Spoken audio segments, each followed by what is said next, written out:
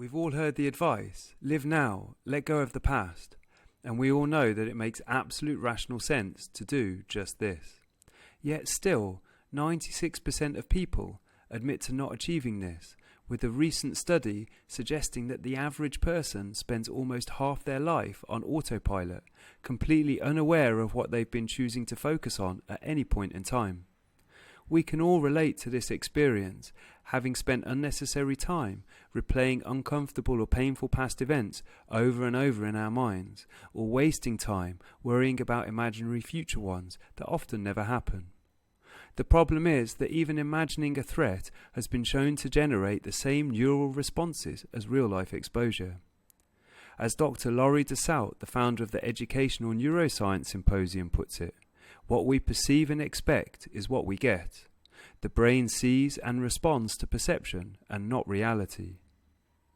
This means that how we choose to perceive and communicate to ourselves about an experience actually impacts what that experience becomes, even influencing the potential outcomes.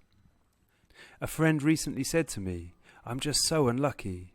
Imagine the experience that naturally follows from such a perception. If we gave that belief a voice, it would communicate things to us like, "Why bother? I won't get it anyway. Nothing ever goes right for me. Even if I do succeed, it'll just go wrong at some point."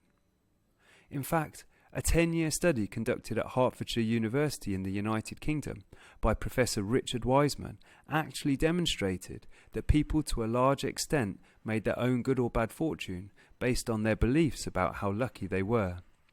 With time and repetition, the negative lingering brain states which result from such limiting perceptions, beliefs and self-communications as "I'm unlucky" can even become neural traits, to the point where we begin to believe that they're a part of us, or just the way we are. You see, neural pathways in the brain are like forest paths. Those paths which are regularly used become well-worn and easier to travel, allowing us to reach our destinations more quickly and with less effort. This is great when learning new skills, but not so great when those paths lead somewhere which we no longer wish to go. Fortunately, the opposite is also true. If a path is used less, it becomes overgrown and harder to travel, even until the point you might not realize it was ever there. This ability of our brains is called neuroplasticity, and when taken advantage of, it is our brain's superpower, strengthening pathways between neurons that are exercised while weakening connections that are not used, or as neuroscientists like to say, use it or lose it. And we can even use this fantastic ability to live in the now by training ourselves out of the habit of communicating about how stuck we are just because of how stuck we have believed ourselves to be in the past. And when we commit to doing this purposefully and consistently, we begin to experience a present which is no longer polluted by past limiting beliefs and perceptions, freeing us to explore the now with greater authenticity, compassion and self-forgiveness. And as we create an abundance of these wonderful qualities for ourselves, we then have them to share with the people in our lives. Or as the famous Arabic poet Hayas Bias put it, every pot spills what is on the inside. So the question you should ask yourself is, do I want to give birth to monsters with my perceptions, beliefs and self-communications as I have done in the past?